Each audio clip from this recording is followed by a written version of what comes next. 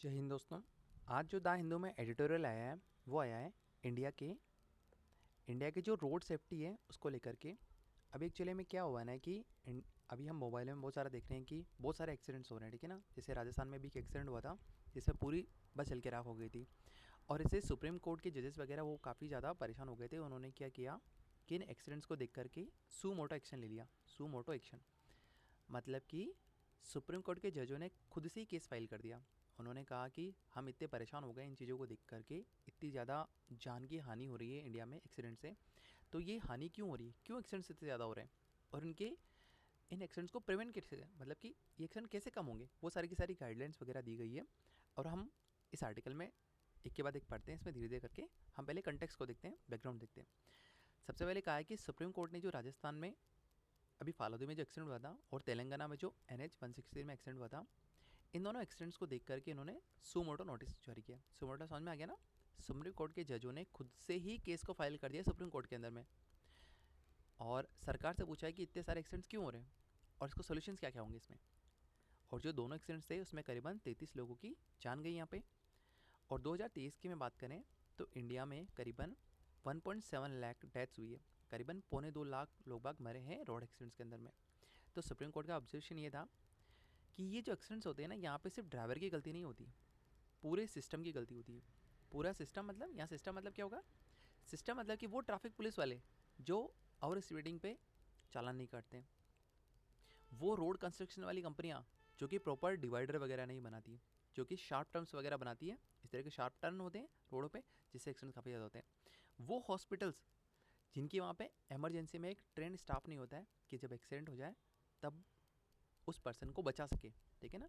तो हॉस्पिटल में से ट्रेन स्टाफ ही नहीं होते इमरजेंसी के अंदर में कि एक्सीडेंट वाले पर्सन को बचा सके यहाँ पे, ठीक है। तो ये पूरा सिस्टम ही करप्ट है। गवर्नमेंट सुप्रीम कोर्ट ने इस तरह से कहा। मतलब कि रोड एक्सीडेंट सिर्फ एक इंडिविजुअल की मिस्टेक नहीं है, हम सारी की सारी गलती ड्राइवर पर डाल देते हैं, ऐसा नहीं है।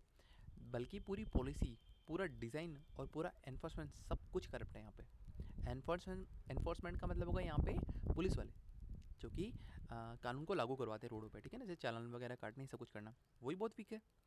रोड की डिज़ाइन सारी की सारी ख़राब है। कहीं पे शार्प टर्न्स आ रहे हैं, कहीं पे डिवाइडर ही नहीं है, बहुत दिक्कत है। पॉलिसी ख़राब है। पॉलिसी ख़राब कैसे, अगर पुलिस वाले ने, एनफोर्समेंट वालों ने किसी को ओवर स्पीडिंग पे पकड़ भी लेंगे ना, तो इतनी हार्श पेनल्टी नहीं है कि उसको डर बैठ जाए, उसका डिटेरेंस हो, ऐसा कुछ भी नहीं है। बहुत नॉर्मल है, वो पैसा देता है छूट जाता है, ठीक है। इंडिया में सबसे, सुप्रीम कोर्ट ने कहा कि इंडिया में सबसे बड़ी प्रॉब्लम ही स्टार्ट होती है लाइसेंसिंग से। मतलब कि अगर मुझे कार चलानी है रोड पे, ठीक है, तो सबसे पहला स्टेप होगा कार चलाने के लिए, वो होगा लाइसेंस को लेना। लेकिन इंडिया में लाइसेंस को लेना बहुत आसान है। आप 500 रुपये देंगे तो घर पे आपके लाइसेंस आता है। मतलब कि ना कोई प्रॉपर ट्रेनिंग है, ना कोई ड्राइविंग टेस्ट है यहाँ पे, कुछ भी नहीं है। 500 रुपये दिया और घर पे आ जाता है सारा का सारा। मतलब कि ड्राइविंग लाइसेंस लेना सिर्फ सिर्फ एक फॉर्मेलिटी बन गई है। और सबसे बुरी कंडीशन होती है यहाँ पे ट्रक और बस ड्राइवर्स की, जो बिना रुके और बिना किसी मेडिकल चेकअप के कंटिन्यूस लॉन्ग लॉन्ग आवर्स तक ड्राइव करते हैं। ये करीबन 14 से लेकर 16 घंटे तक कंटिन्यूसली गाड़ी चलाते हैं। और इससे क्या होता है, फैटिक होता है, काफ़ी ज़्यादा थकान हो जाती है, देखने में दिक्कत होती है, आईसाइट में इशू होता है, बीपी वगैरह बहुत ऊपर नीचे हो जाता है पूरी बॉडी का। और ये सब इग्नोर होता है। इग्नोर क्यों हो रहा है, ये 16 घंटे तक क्यों चला रहे हैं, क्योंकि गरीब है। अगर नहीं चलाएंगे तो घर पे खाने को नहीं मिलेगा। तो ये बेबस है चलाने के लिए 16 घंटे, और ये चलाएंगे तो फटीग होगा, आईसाइट में दिक्कत होगी, ब्लड प्रेशर ऊपर नीचे हो जाएगा, और लास्ट में क्या होगा, लास्ट में फिर एक्सीडेंट्स होंगे। मतलब कि एग्जांपल दिया है कि अगर एक ट्रक ड्राइवर अगर 14 घंटे तक गाड़ी चला रहा है ना, तो उसे नींद आना बिल्कुल लाजमी, और नींद से फिर एक्सीडेंट होगा ही होगा। यहाँ पे सिर्फ कहना है कि ड्राइवर गलत है, नहीं, पूरा का पूरा सिस्टम ही गलती है, पूरा का पूरा सिस्टम गिल्टी है यहाँ पे, सब के सब करप्ट है यहाँ पे। सेकंड, सुप्रीम कोर्ट ने कहा कि हमारा जो एनफोर्समेंट है ना, ये बहुत वीक है। एनफोर्समेंट मतलब कि हमारी जो पुलिस वगैरह ना, ट्रैफिक पुलिस, यही बहुत वीक है। कैसे, यहाँ पे बहुत कॉमन वायलेशन बताया गया सुप्रीम कोर्ट ने। एक होता है ओवर स्पीडिंग का, सही बात है, लिखा होता है साफ कि 60 किलोमीटर पर आवर से स्पीड ज़्यादा नहीं होनी चाहिए, लेकिन लोग बाग 100 चलाते हैं, ठीक है। और अगर पुलिस वाला ने देख भी लिया ना, अगर उसका मन होगा तो वो चालान काटेगा, नहीं हुआ तो जाने दे, कोई दिक्कत नहीं। मतलब कि हमारे जो इन्फोर्समेंट है, जो पुलिस वाले, वो ही बहुत वीक है। ड्रंक ड्राइविंग तो बहुत कॉमन है यहाँ पे। ओवरलोडिंग बहुत ज़्यादा कॉमन है यहाँ पे। ओवरलोडिंग मतलब अगर किसी ट्रक में, कोई ट्रक अगर माल लेके जा रहा है, ठीक है ना, और हाईवे पे साफ नोटिफिकेशन है कि 30 टन से ज़्यादा माल नहीं लेके जाना है, तो भी ट्रक वाला क्या करेगा, 60 टन तक लेके जाएगा। 60 टन तक लेके जाने से क्या होता है ना, और लेके जाएगा और बच भी जाएगा। कैसे भाई, ये पुलिस वाले को कुछ रिश्वत दे देगा, 1000-2000 रुपये दे देगा और बच जाएगा। लेकिन ये 60 टन से क्या होता है ना, ये गाड़ी बहुत ज़्यादा इम्बैलेंस हो जाती है। अगर आप गाड़ी में हद से ज़्यादा अगर आप माल रख दोगे ना, अगर यहाँ पे लोडिंग हद से ज़्यादा कर दोगे तो इसको बैलेंस करना बहुत मुश्किल होता है, लास्ट में एक्सीडेंट्स होंगे। लेन कटिंग होती है। लेन कटिंग क्या होती है, आपने देखा होगा ना कि जैसे कि ये रोड है और ये बीच में लेन जा रही है, एक कार यहाँ जा रही है तो वो इसे लेन से काटती हुई जाएगी, उसको जगह जगह उसको जल्दी जाना है। जल्दी जाने के लिए वो क्या करता है, लेन काट काट के आगे जाता है और इससे बहुत ज़्यादा एक्सीडेंट्स होते हैं। ये सारे के सारे कॉमन वायलेशन है। अगर ट्रैफिक पुलिस चाहे ना तो इनको एक दिन में सही कर सकती है, लेकिन किसके पास टाइम है। ठीक है, पुलिस सेक्शन है वो काफ़ी ज़्यादा मैनुअल है और अनइवन है। सही बात है, कभी मन हुआ तो चालान काटा, कभी नहीं हुआ तो चलेगा, कोई दिक्कत नहीं पुलिस वाले के लिए। सारा का सारा मैनुअल है। मैनुअल मतलब कि गवर्नमेंट क्या करती है कि सीसीटीवी लगाती है, ठीक है ना, हर एक क्रॉसिंग पे, हर एक रेड लाइट पे सीसीटीवी होता है। और ई चालान की भी फैसिलिटी दे रखी है गवर्नमेंट ने। मतलब कि मैं समझाने की कोशिश करता हूँ। जैसे कि एक रोड जा रहा है, ठीक है ना, और ये क्रॉसिंग पे रोड है, यहाँ पर भी, यहाँ पर भी, यहाँ पर भी, यहाँ पर भी जेब्रा क्रॉसिंग है।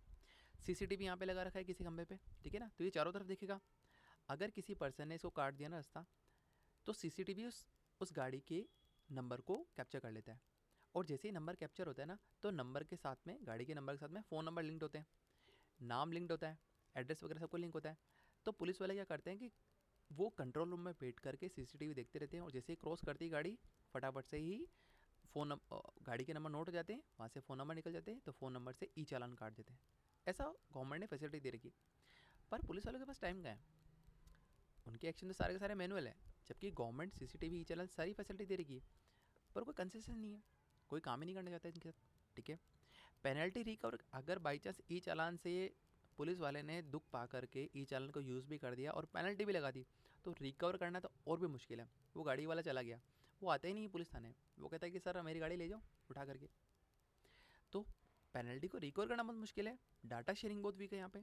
ठीक है, तो सुप्रीम कोर्ट ने क्या कहा है यहाँ पे कि हमें एनफोर्समेंट इस तरह से चाहिए, मतलब पुलिस वाले ऐसे चाहिए जिनको कि टेक्नोलॉजी के बारे में पूरी नॉलेज हो, टेक बेस्ड चाहिए, टेक इनेबल्ड होने चाहिए सारे के सारे पुलिस वाले, और यूनिफॉर्म होने चाहिए। यूनिफॉर्म मतलब कि भाई राजस्थान में भी अगर जिससे रूल फॉलो हो रहा है ना, वैसे वैसे हरियाणा में भी होना चाहिए, ताकि लोगों में डिटरेंस इक्वली बना रहे। ठीक है, इंडिया में, और सुप्रीम कोर्ट ने क्या कहा कि हमारे यहाँ पे पूरे इंफ्रास्ट्रक्चर है, मतलब कि ऐसे रोड बनाए गए जो किलर है, मतलब कि रोड ही मार देते हैं। किस तरह से, रोड के जो डिज़ाइन है ना वही बहुत घटिया है इंडिया में। कैसे, शार्प टर्न से। भाई अगर रोड का टर्न इस तरह होना चाहिए था ना, लेकिन हमने बहुत बार वीडियो देखी, इसमें टर्न कुछ इस तरह से होते हैं। अगर रात का टाइम जा रहा है, किसको पता नहीं, तो आगे तो एक्सीडेंट होगा ही होगा उसका। डिवाइडर ही मिसिंग है हर एक। फॉर एग्जांपल अगर ये रोड इस तरह है ना, अगर इधर जाने वाली लेन है, इधर जाने वाले, तो यहाँ पे डिवाइडर होना ही चाहिए, लेकिन बहुत बार डिवाइडर होता ही नहीं है। डिवाइडर नहीं होगा और बाई चांस किसको नींद आ गई तो इधर चला जाएगा, लास्ट में और एक्सीडेंट कर देगा। कोई क्रैश बैरियर नहीं है। क्रैश बैरियर क्या होता है, कभी कभी आपने देखा होगा ना, जैसे कि ये एक रोड जा रहा है, ये एक रोड जा रहा है, ठीक है ना, तो यहाँ पे बहुत बड़े बड़े से एक डब्बे से लगे होते हैं, आपने देखे होंगे। इंडिया में तो नहीं होते, लेकिन ना फॉरेन वाले डब्बे में देखे होंगे। तो क्या होता है ना, इनमें पानी वगैरह भरा होता है। तो अगर किसी गाड़ी का बैलेंस अगर बिगड़ जाता है, या फिर उसका अगर ब्रेक फेल हो जाता है, तो वो क्या करता है कि वो इन डब्बों में जाकर के जानबूझ के एक्सीडेंट करा देता है, ताकि लोग बाग ना मरे। अगर ये रोड्स है यहाँ पे लोग बाग ना मरे, और सिर्फ और सिर्फ पानी में जाकर टक्कर लग जाएगी। ये डब्बे होते हैं बड़े बड़े, इनमें टक्कर लग जाती है तो पानी उछल जाता है और सारा का सारा एक्सीडेंट होने से वो बच जाता है। तो इस तरह के क्रैश बैरियर तो इंडिया में देखने को ही नहीं है। डिवाइडर ही नहीं है तो बहुत बड़ी बात है यहाँ पे। ठीक है, एनक्रोचमेंट बहुत ज़्यादा है, मतलब कि लोग क्या करते हैं, घर यहाँ पे बना हुआ है तो हल्के सी भाई 4 स्टेप और आगे निकाल देंगे कि भाई हमारे हम चढ़ने के लिए हमें चाहिए होती है, तो रोड पे ही एनक्रोचमेंट बना देते हैं। उससे जगह नहीं मिलती गाड़ी जाने की, तो एक्सीडेंट्स होते हैं। अनमार्क्ड कंस्ट्रक्शन है, हाँ, कंस्ट्रक्शन अपनी मर्जी से बना रहे हैं। भाई अगर आपका प्लॉट यहाँ तक है तो भी रोड के ऊपर 1 फीट और लेंगे, वो उनका मन रहता है लेने के लिए। तो अनमार्क्ड कंस्ट्रक्शन हो रहा है इंडिया के अंदर में। हाईवे में लोग बाग क्या सोचते हैं कि हाईवे ना स्पीड के लिए बनती है, मतलब गाड़ी को फुल चलानी है यहाँ पे, सेफ्टी का कोई भी ध्यान नहीं रखती पब्लिक यहाँ पे, तो लास्ट में एक्सीडेंट्स होंगे यहाँ पे। और सिटीज़ में पेडेस्ट्रियन के लिए कोई भी फुटपाथ नहीं, मतलब कि इंफ्रास्ट्रक्चर पूरे इंडिया में ख़राब है। रोड की डिज़ाइन सही नहीं है, हर जगह एनक्रोचमेंट्स हो रहे हैं। हाईवे को लोग बाग स्पीड के लिए समझते हैं कि वो वहाँ कोई गेम चल रहा है कि स्पीड चलानी है, आपको कोई सेफ्टी नहीं रखनी, और कोई भी फुटपाथ नहीं है। कुछ पॉजिटिव एग्जांपल भी दिए सुप्रीम कोर्ट ने, जैसे कि मुंबई पुणे एक्सप्रेसवे, वहाँ पर क्या हुआ है कि अभी एक ज़ीरो फैटेलिटी कॉरिडोर बनाया गया है। कॉरिडोर मतलब कि एक तरह का ऐसा रोड बनाया गया है, और गवर्नमेंट ने इस तरह से क्लेम किया है कि यहाँ पे ज़ीरो फैटेलिटी, यहाँ पे कभी भी कोई एक्सीडेंट ही नहीं होगा। क्यों नहीं होगा, क्योंकि इसके डिज़ाइन को बहुत अच्छा बनाया गया है। सेकेंड, यहाँ पे एनफोर्समेंट को बहुत स्ट्रॉन्ग किया गया। एनफोर्समेंट का मतलब यहाँ पे पुलिस वगैरह को हर जगह एक्टिव कर रखा है कि अगर कहीं पे भी एक्सीडेंट वगैरह होता है या कुछ भी होता है तो पुलिस वाला एक्टिव रहती है, फटाफट जा करके एम्बुलेंस बुलाया और उसको हेल्प मिल जाती है। चलो ठीक है। और यहाँ पे करीबन 50% के आसपास डेथ कम भी हुई है। ट्रॉमा केयर का बहुत ज़्यादा गैप इंडिया के अंदर में। सर ट्रॉमा केयर मतलब जैसे कि हॉस्पिटल में एक वार्ड होता है, उसको कहते हैं इमरजेंसी वार्ड, होता ही नहीं होता। जैसे कि अगर किसी को हार्ट अटैक आ गया ना तो उसको सबसे पहले इमरजेंसी वार्ड के अंदर लाया जाता है, जहाँ पे कि ट्रेंड स्टाफ होता है, बहुत ट्रेंड स्टाफ होता है, वो फटाफट उसको फर्स्ट केयर देते हैं ताकि उसकी जान बच सके। इस इमरजेंसी वार्ड को ट्रॉमा केयर भी कहते हैं। ठीक है, ये हर एक हॉस्पिटल में नहीं है, इसका बहुत ज़्यादा गैप है। और एक्सीडेंट के बाद भी इसे नेगलेक्ट किया जाता है।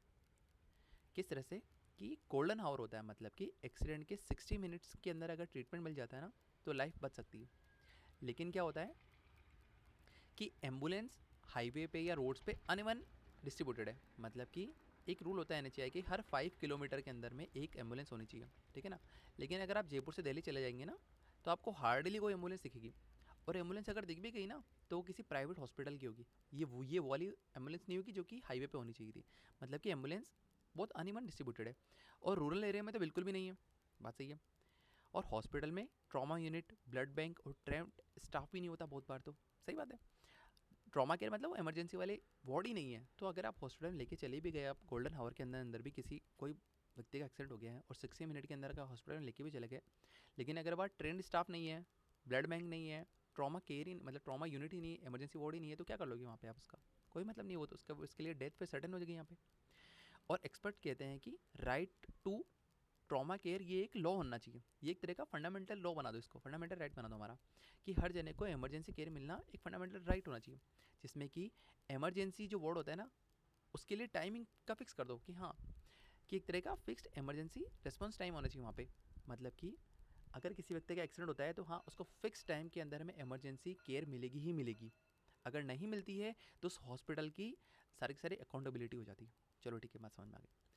बिग पिक्चर क्या है यहाँ पे कि सारे के सारे जो सिस्टम है ना वो साइलो में काम करते हैं। साइलो का मतलब क्या होता है, जैसे कि अपने यहाँ तो गेहूँ को कहाँ रखते हैं अपन, बोरियो वगैरह में रखते हैं ना, लेकिन अमेरिका वगैरह बड़े जगहों में इस तरह से नहीं रखते हैं। डेवलप्ड सिटी वो क्या करते हैं, साइलो बनाते हैं। साइलो मतलब कितने बड़े बड़े एक इस तरह से ये साइलो इस तरह ही दिखाई देते हैं। ठीक है ना, इस तरह से साइलो बनते हैं। मतलब कि ये करीबन 30 फीट के बराबर बहुत बड़े बड़े ये टावर जैसे बना देते हैं। ठीक है ना। और उसके अंदर ये गेहूँ को डाल करके 2-3 साल तक चला लेते हैं। इसके अंदर ना कोई कीड़ा जा पाता है और ना कोई इसमें फंगस वगैरह लगती है। मतलब कि सारा का सारा जो वीट होता है, राइस होता है, वो सारा सेव हो जाता है।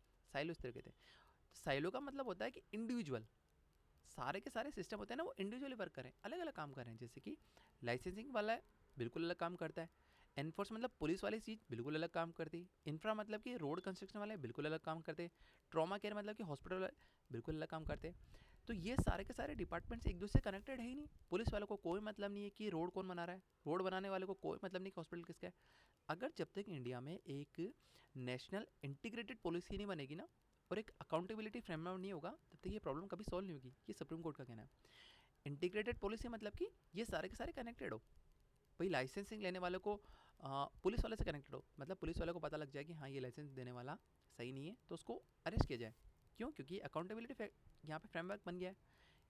हर जने पे अकाउंटेबल है सबके सब। जिसने गलती की वो जेल जाएगा।